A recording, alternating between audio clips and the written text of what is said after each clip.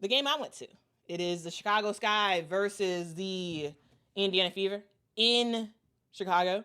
That game happened at the United Center. It was a pretty big game. Now, they did say that 19,000 fans were in attendance. I will have to say, guys, I was there as press, so I was sitting in the press box, which is like way up high. And from my vantage point, it did not look like a sellout. Like, it did not look like 19,000 people were in attendance. When I heard them announce it during the game, I was like, what, really? Do we really think that 19,000 people are here? But anyway, yesterday we saw a game of runs. That's what yesterday was. It was a massive game of runs, where I gotta say the Chicago Sky held their own. Yes, the Chicago Sky lose 93 Fever, 78 Chicago Sky. But if you look at the past performances this year against the Indiana Fever, this by far, I would say, was the best game that the Sky played against the Fever. Now, the Sky came into yesterday's game with 5 players out. Angel Reese was out with a back injury. Of course, we got Courtney Vandersloot, who's out for the rest of the season. Moriah Jefferson was out with a leg injury. Ariel Atkins was out with a leg injury. Hailey Van Lith was out with an ankle injury. So many injuries.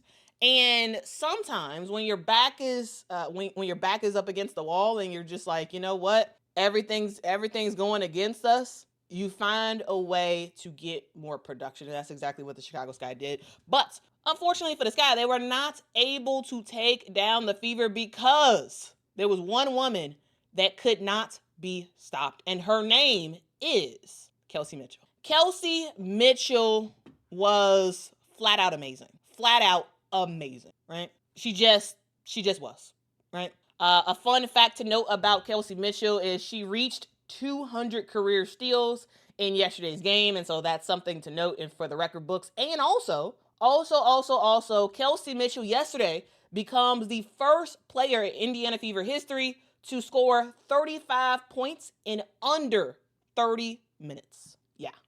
Kelsey Mitchell was fantastic, right? She had a season high 35 points in yesterday's game. She had 10 points specifically in the third quarter when the Chicago Sky was on a massive run, right? This game was a game of runs. It really was. When we look at this game and whatnot, the Sky, they go on a 13-5 run in the third quarter. They cut the game down to 2 points. It's a 2-point game with like about 5 minutes left to go in the third quarter. And all of a sudden, Kelsey Mitchell starts cooking again, and boom, it is basically kind of over from there.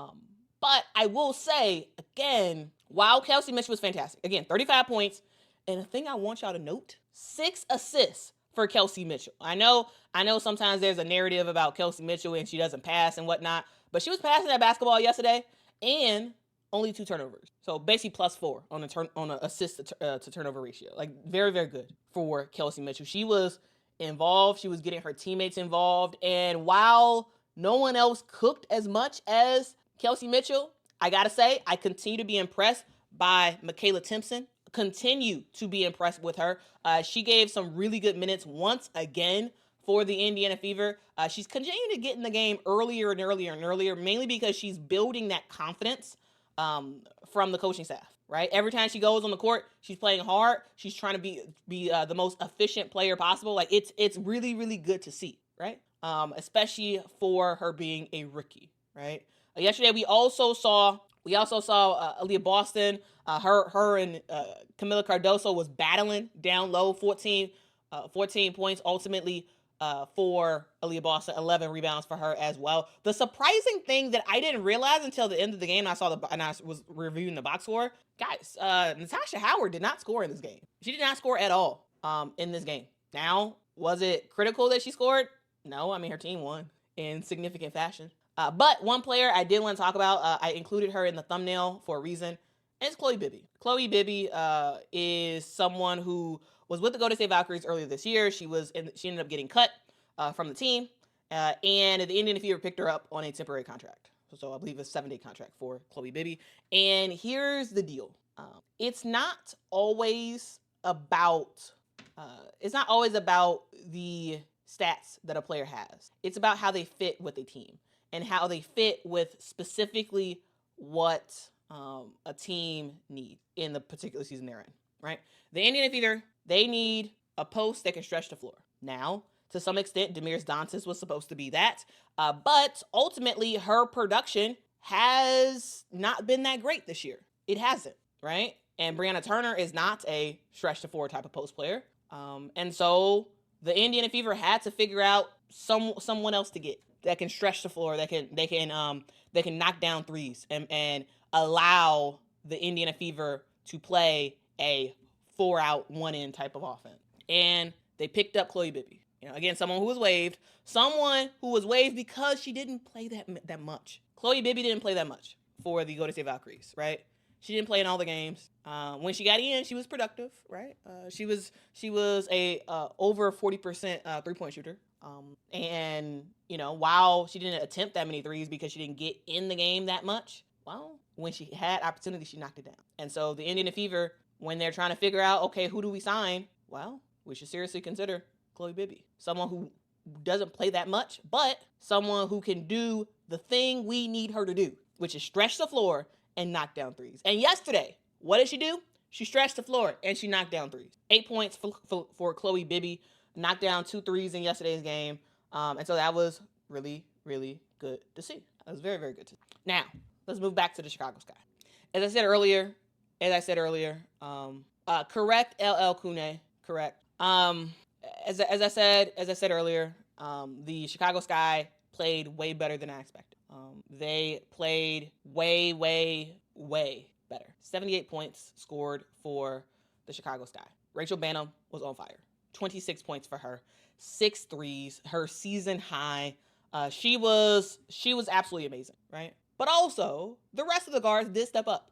Now, efficiency-wise, could they get better? Yes, but they did step up. 13 points for Beck Allen, 14 points for Kia Nurse. Again, as I said earlier, huge runs for the Chicago Sky, specifically early in that third quarter and also sort of the midway point of the fourth quarter. The Chicago Sky makes some big runs, and it was largely due to their post players. I mean, not to their post players. It was largely to their guards. Early on, it seemed to be way more of a focus to get the ball down low, but as the game kind of went on, it was more of a focus of getting the guards going and making some stuff happen. And as a observer of the Sky, as someone who's watched every single game for the Chicago Sky for a long time now, I have to say, guys, I really did enjoy the effort that the Chicago Sky gave yesterday. I thought they never gave up. Whereas in the past, we have seen them basically give up. This team didn't give up. They kept trying, and they made some good impact in this game. And in the post-game presser, I did ask head coach Tyler Marsh about that, about the effort and the fire that his team gave. And here's what he said. Coach, we saw a lot of fight from your team today, especially in that second half. To start off, you ended up getting the game to a 2-point score. Can you just talk about, with 5 players out, what your team did today and just the effort that they gave from everybody who got on the floor? Yeah, I think games like today, as a fan, you're always going to look at the final result. I think as a coach, as a player, and any internal part of the organization, you learn to be proud of efforts like these, especially in a season that's been tough. And so, one thing about us is we're not going to give up. And so, that's been the messaging. We want to continue to stay together. We know what the odds are in terms of the injuries that we face and things like that, but we still get paid to do the job. We from the staff to the players. And so, from that standpoint, coming in with the understanding of doing our job and helping the person next to them do their job, that's part of the togetherness and the culture that we want to continue to create here in Chicago. So that is what Coach Tyler Marsh said to me after the game. And again, guys, a thing to note, I will be doing these going forward. I will be going to the Chicago Sky games as press. As you all know, longtime Sky fan, I have season tickets, but I did not sit in my normal seat because I was press. And so being press, it allows me the opportunity to ask questions. So I did ask a question to Rachel Banham about the impact of the threes that we saw from the guards and how that really does help to balance out what the posts are able to do. And then I asked that one particular question to Tyler Marsh. As the games continue to go on, I will continue to ask questions. I will continue to find out things. And so as games are happening, and as you all are like, you know what, man, can someone ask about this? Well, send it to me. Okay, send it to me. Now, here's the deal. When you have a loss, of course you can just ask a whole bunch of like overall negative questions. But I wanted to ask this question that was more of that was about the fight that this guy gave, because yes, sure, even though you lost, even though you ultimately were not able to close out the win, you were able to compete, right? For the game, we saw this team compete. Yes, the Indiana Fever went on some significant runs, absolutely, but also we saw the effort, the consistent effort of the Chicago Sky to come back. Again, a comeback within 2 in the third quarter. There was also a comeback in the fourth quarter as well. There was some positives, and I wanted to hear Tyler Marsh's take on it, because, again, when I was watching the game, I was like, really good fight for this team. Really good fight, especially considering you had 5 players out. And again, sometimes when when it's a rock against a hard place, when you're just sort of stuck in this mode of, oh, I don't like the situation we're in. We don't have the personnel that we want to have available. However, what we got is what we got, and we're gonna make it work. And the Sky, yes, they did lose, but again, they play a whole heck of a lot better, and that was really, really good to see. Thank you so much. Thank you. It was very, very fun to ask those questions, and sorry about the audio. There was like some weird audio issues going on with the post game, especially when Tyler was talking.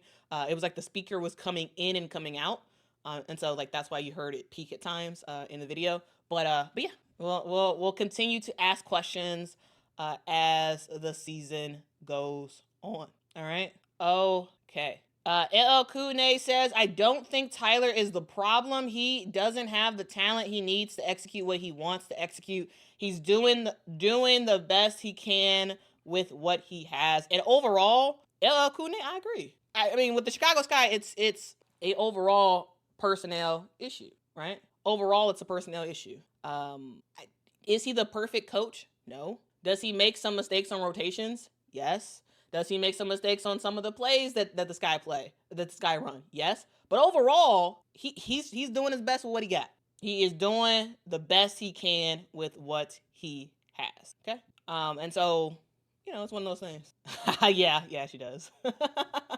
Yep. But, Mama just loved to watch the games, and she was very happy about the game yesterday. She was like, hey, the Sky played with a lot of effort and whatnot. So the bad thing about me being pressed now is that me and Mama can't do the recaps after the game, which is a bummer. It's a huge bummer. So like that's one thing that like I will absolutely miss. We'll have to figure out a way to do that, because after the game is over, I have to go to like the press room, and then we just wait until the players come down. But you don't know how long that's going to take, and so you have to kind of go straight there. And also I want to sit towards the front, and so I there's no, as far as I can tell right now, there's no real time to be able to make a recap video. And so I got to figure out how to do that. Because me and Mama would go live and after the game, and we'll talk through it. That is something that definitely won't be able to happen with Mama, but I may be able to do. I have to figure that out. That's something I have to figure out. But hopefully we'll be able to get that good. Yeah. Right now, no more recaps right after the game with Mama. I mean, we did talk through the game driving home, but driving and recording, that feels like too much. So I don't know. We got to figure out a way to do that. We have to figure out a way to do that.